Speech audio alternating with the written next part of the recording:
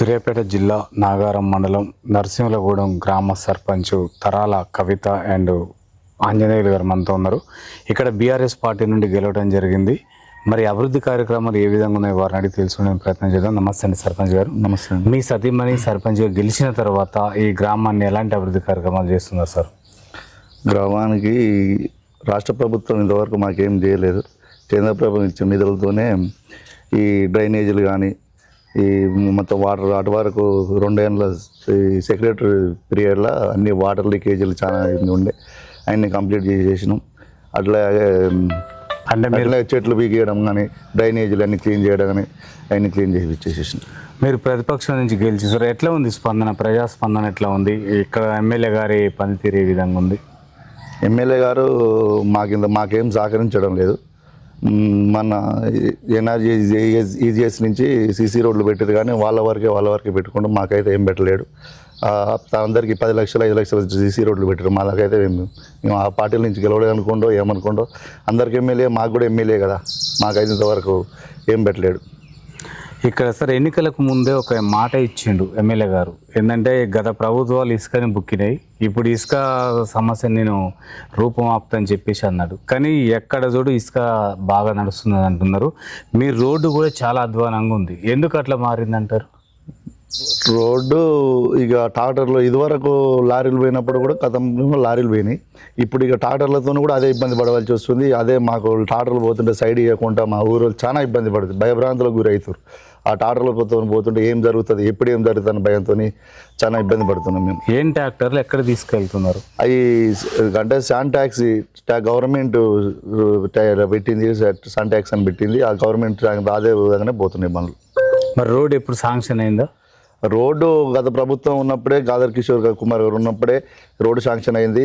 Already వేపిద్దాం అన్నాడు. అప్పట్లో election code పడ్డది, అప్పటి నుంచి రోడ్డు రాలేదు. అదే అప్పటి నుండి ఇంతవరకు మళ్ళీ అదే రోడ్ వేయలేకపోతే చాలా ఇబ్బంది పడుతున్నారు రోడ్డు చేయబట్టి. మాకు ప్రధానమైన సమస్య రోడ్డే, మాకు రోడ్డే. ఇక్కడ పోలేపోయినా కూడా కానీ ఈ ఊరు కానీ చాలా ఇబ్బంది, చాలా ఇబ్బంది పడుతున్నాం. అసలు ప్రధాన సమస్య మా ఊర్లో సమస్య అంటే ఇప్పుడు మేము రోడ్డే, మాకు రోడ్డుతో ఇబ్బంది పడుతున్నాం. ఎట్లా ఉంది సార్ మరి ఇక్కడ 6 గ్యారెంటీలు ఏ విధంగా అమలు అవుతున్నాయి? 6 గ్యారెంటీలు ఏ ఒక్క గ్యారెంటీ కూడా ఏం అమలు కాలే ఇంతవరకు, ఏమి కాలే అసలు. ఫ్రీ బస్ అంటారు, అది ఒకటే అమలు అయింది. ప్రతి తర్వాత ఈ 6 గ్యారెంటీలు ఏది కూడా అమలు కాలే. ఫ్రీ బస్ మీ ఊరికి వస్తుందా? మాకు బస్సు లేదండి, మాకు బస్సు సౌకర్యం లేదు. ఎందుకు? ఫ్రీ బస్ అయినా ఏదో గవర్నమెంట్ జాబర్స్కి ఉపయోగపడుతుంది. ఇప్పుడు మా రైతుల ఉండే వ్యక్తులకు, అసలు పల్లెటూరు వాళ్ళకి ఎవరికి ఉపయోగపడుతున్నారు ఫ్రీ బస్సు కూడా, దాంతో కూడా అంత ఇబ్బంది. సరే, ఇక్కడ మొత్తం రోడ్డు బాగాలేకున్నా కూడా ప్రైవేట్ బస్సులు మాత్రం జోరుగా సాగుతున్నాయి. మరి విద్య మొత్తం కూడా ప్రైవేట్ వైపుగా మలుతుంది అంటున్నారు. మరి ప్రభుత్వ పాఠశాలలో చేరే విధంగా మీరు ఎట్లా కృషి చేస్తున్నారు? ఇప్పటి నుండి గత 10 సంవత్సరాల నుండి కూడా బాగా ప్రైవేట్ స్కూళ్ళకి అలవాటు పోయారు మా ఊళ్ళో. ప్రతి ఒక్కరు ప్రైవేట్ స్కూల్కి అలవాటు పడిపోయి మొత్తం మనం ఏం చెప్పిన వినట్టు మొత్తం ప్రైవేట్ స్కూల్ వైపే మలుతురు. మొత్తం ఎంత ఫీజు అయినా అటే మలుతురు, అటే చేస్తారు. మీరేమన్నా అంటే తల్లిదండ్రులకు శిక్షణ తరగతులు ఏమన్నా చెప్పినా ఇప్పుడు మనం పట్టించుకునేటట్లేదు, వినేటట్లు లేరు. వాళ్ళ ఊరికి ఆ దృష్టి మొత్తం వాళ్ళు ప్రైవేట్ స్కూల్ వైపు అటే ఆ రంగం మీదనే మళ్ళీ పోయారు మొత్తానికి. సరే, ఇప్పుడు వానాకాలం సీజన్ వచ్చింది, యూరియా కోసం చాలా ఇబ్బంది పడుతున్నారు రైతులు. ఆ యాప్ ఏందో అర్థం కావట్లేదు. ఆ సమయానికి యాప్ ఓపెన్ చేసేటోళ్ళు లేని పరిస్థితి. ఎట్లా? అంతో కొంత చదువుకున్న వాళ్ళు అయితే ఆ టైంకు ఓపెన్ చేయగలుగుతారు. చదువుకున్న వాళ్ళు అసలు ఆ చిన్న సేలు ఉన్న వాళ్ళు, చిన్న సేలు అది ఖచ్చితంగా టచ్ సేల్ లేని వాళ్ళు చాలా ఇబ్బంది పడుతున్నారు. మాసుండ వాళ్ళ దగ్గరికి వచ్చి, చదువుకున్న వాళ్ళ వ్యక్తి కాడికి వచ్చి అంటే మాది మేమే చేయలేకపోతున్నాం, నీ దాడి చేయమని వాళ్ళని కూడా చాలా ఇబ్బంది పడుతారు రైతులు కూడా యూరియా చేయబట్టి. మరి ఎట్లా ఈ సమస్య పరిష్కారం ఏంటి? అసలు గవర్నమెంటే చూడాలి దీనికి సమస్య. చాలా ఇబ్బంది పడుతారు. గవర్నమెంట్కు చెప్తున్నాం, మా గారు తెలియజేస్తున్నాం. యూరియాతోని చాలా రైతులు ప్రెషర్ అవుతారు. ఇందిరా మిల్లు ఎన్ని వచ్చినాయి సార్ ఇక్కడ? ఇందిరా మిల్లుకు 4 వచ్చినాయండి. అర్హులకైనా? అర్హులుగా అంటే వాళ్ళు పార్టీ పరంగా వాళ్ళే అర్హులుగానే ఏం పెట్టుకోలేరు. ఇక పేదోళ్ళు కూడా మా కాడ పేదోళ్ళకి ఏం పెట్టాలో వాళ్ళు పార్టీ పరంగా ఉన్న వాళ్ళకే పెట్టుకోరు. అంతో ఇంత భూమి జాగ ఉన్న వాళ్ళే పెట్టుకోరు. జాగ లేని వాళ్ళు చాలా మంది ఉన్నారు మా కాడ. జాగ లేని ఇప్పుడు మా పీరియడ్లో మాకేమైనా ఛాన్స్ ఇస్తే ఫస్ట్ మేము ఏమి లేని వాళ్ళకి, జాగ లేని వాళ్ళకి, భూమి లేని వాళ్ళకి ఇంపార్టెంట్ ఇస్తాం మాతోనైతే. సరే, ఇక్కడ కోతులు కుక్కలు బీభత్సంగా ఉన్నాయి. ఎక్కడ ఏం అటు రోడ్డు సమస్య, ఇటు కోతుల సమస్య ఉంది. ఎట్లా పరిష్కారాలు చేస్తారంటారు? ఈ కుక్కల్ని పట్టియొద్దని గవర్నమెంటే చెప్తుంది. ఇప్పుడు ఈ కుక్కలు పట్టిద్దాం గవర్నమెంట్ మేము పట్టిద్దామని ఆలోచన చేసినాం. వాటి చంపిద్దామని వాళ్ళు ఇట్లా చేస్తే గవర్నమెంట్ రూల్ ఒప్పుకోదు, చంపియొద్దంటే అట్లా ఆగిపోయినామండి. కోతులు కూడా ఉన్నట్టు. కోతులు కూడా ఉన్నాయి, కోతులు పెడితే కూడా చాలా ఇబ్బంది అవుతుంది మాకు. మరి అన్నిటి మీద ఎమ్మెల్యే గారు గెలిచిరా ఎప్పుడన్నా? మేము ఎమ్మెల్యే గారికి కలవలేదండి. మరి కలిస్తే సమస్య పరిష్కారం చెప్తాడు కదా. మాకు మాణిక్య తండ మా ఇప్పుడు డి కొత్తపల్లి స్టేజ్ కానుండి మాణిక్య తండకి రోడ్ శాంక్షన్ అయిందండి. రోడ్ శాంక్షన్ అయింది. దాని ఇనాగ్రేషన్ కోసము ఎమ్మెల్యే గారు ఒక 5 సార్లు వస్తున్నాడు. 5 సార్ల నుంచి ఆల్రెడీ శిలాపలకం కట్టి, శిలాపలకం కూడా మా గ్రామ పంచాయతీ పెట్టించినాం. అది శిలాపలకం ఆడ పెట్టి కట్టినాం, అది దిమ్మె కట్టినాం. ఇంతవరకు వస్తున్నాను ఒక్కసారి కూడా ఇంతవరకు రావట్లేడు.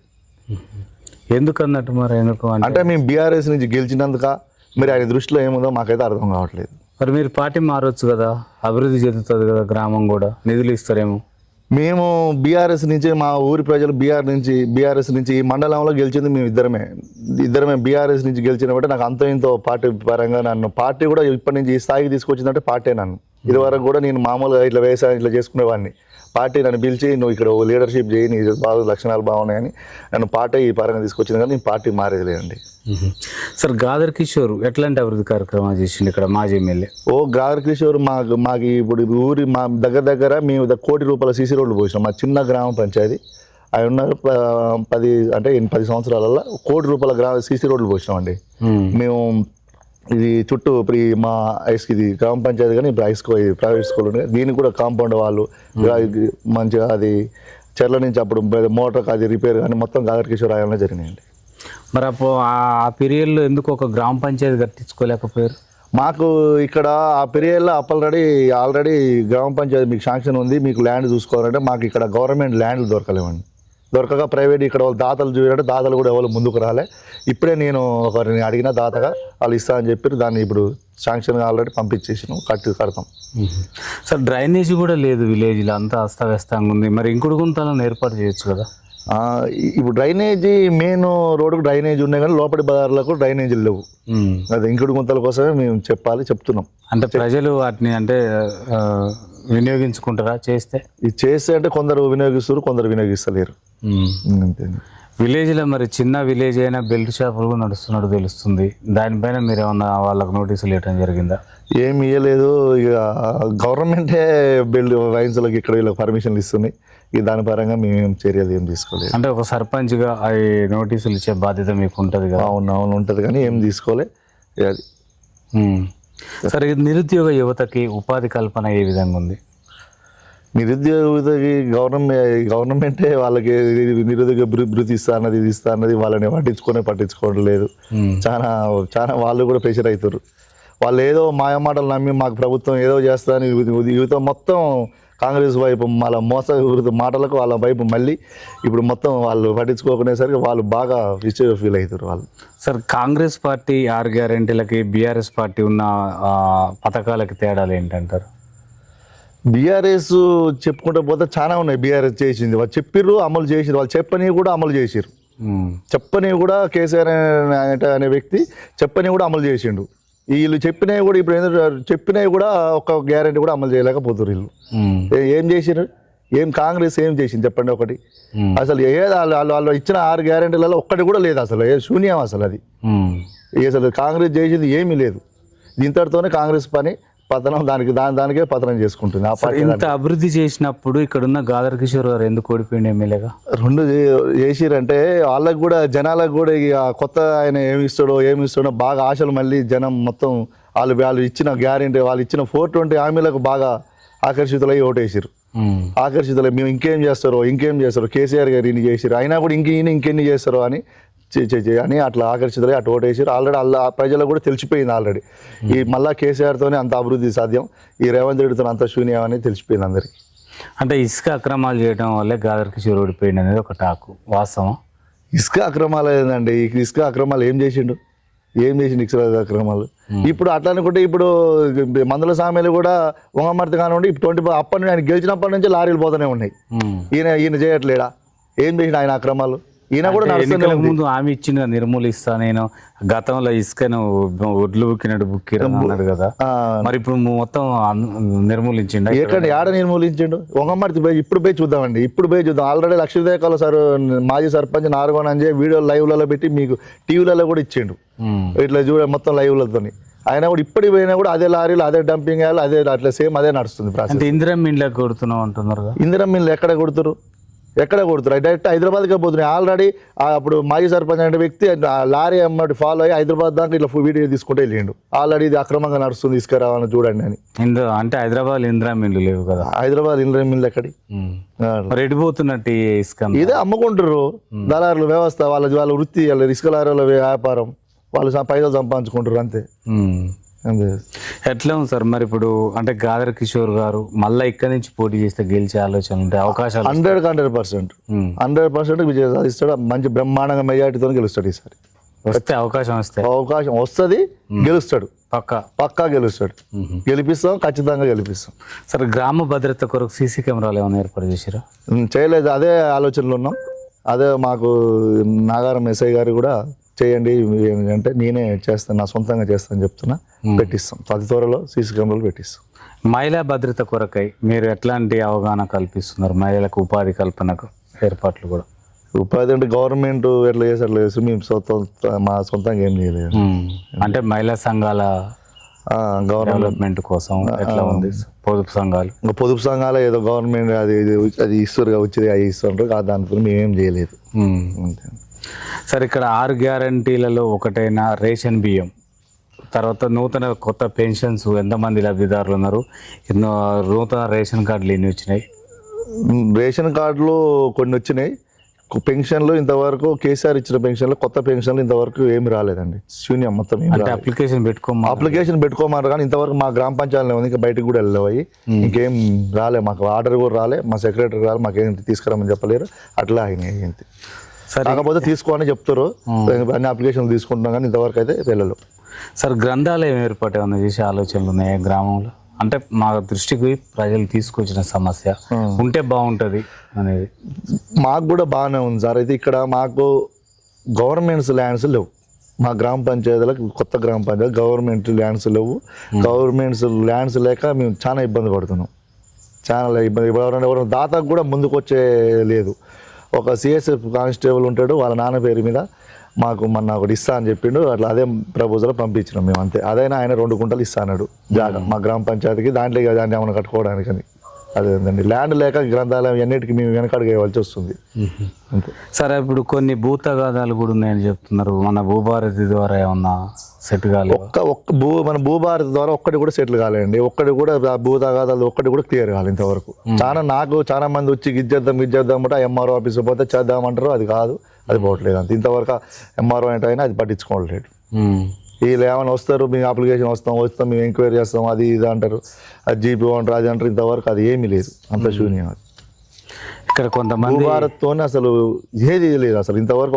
ఒక్కటి కూడా క్లియర్ అయిందా చూపించండి. ఇది మేము చేసిన భూభారత్తో అంటే ఇంతవరకు కాలం. అంటే మీ ఊర్లో అంటున్నాం మొత్తం మండల మొత్తాన్ని కూడా కావట్లేవు, మా ఊర్లో కావట్లేవు, మొత్తాన్ని కూడా కావట్లేవు. నేనైతే నా చెవులతో అయితే ఇది భూభారత్తో క్లియర్ అయింది అనేది ఇంతవరకు వినలేను నేను. మా కాడ కూడా చాలా పెట్టారు భూభారతిలో, ఆయన కూడా ఇది ఒకటి క్లియర్. నా దగ్గరికి వస్తారు, ఇది అవుతలేదు అంటే మేము వాళ్ళకి ఫోన్ చేస్తే అవుతుంది, చేద్దాం, అవుతుంది అంటారు. ఇంతవరకు క్లియర్ అయితే కాదు సార్. కొంతమందికి మంచినీళ్ళ వాటర్ రావట్లేదు అంటున్నారు. మిషన్ భగీరథ అవునా వస్తున్నాయి, మిషన్ భగీరథ నీళ్ళు. కొంతమంది కాకపోతే మాణిక్య తండకు అక్కడ ఏదో పైపులు లీకేజ్ అయ్యి కొన్ని రోజులు రాలేవు.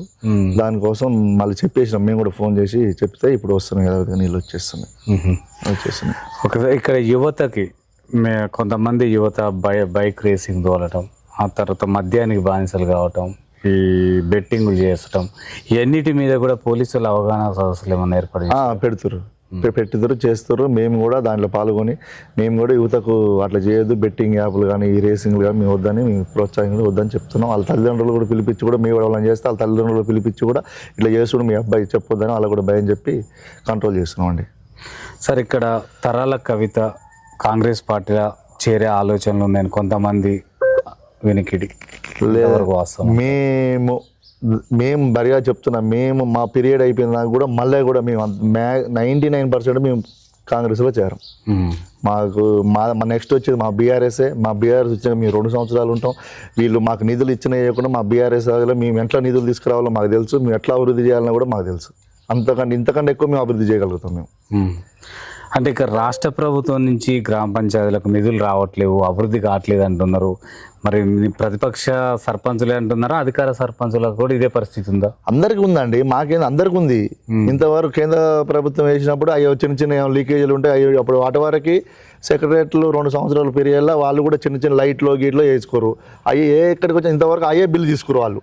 మేము ఇంతవరకు పెట్టినవి కూడా మేము రూపాయి తీసుకోకుండా అట్లే పని చేస్తున్నాం అంతే. వస్తాయని వెయిట్ చేస్తున్నాం, ఇంతవరకు రూపాయి తీసుకుని అయితే ఏం లేదు. అంటే ఎమ్మెల్యే గారు ఇక్కడ ఈ ఊరికి ఎప్పుడన్నా వచ్చి అభివృద్ధి కార్యక్రమాలపైన రావడం జరిగింది? ఆయన గెలిచిన కానుండి మా ఊరికే రాలేడు. గెలిచిన కానుండి ఊరికి రాలేడు. ఇంకా మేము గెలిచిన కాదు, ఆయన గెలిచిన కానుండి కూడా మా ఊరికి రాలేడు. అంటే గతంలో గాదర్ కిషోర్ గారు ఎట్లు వచ్చేదా?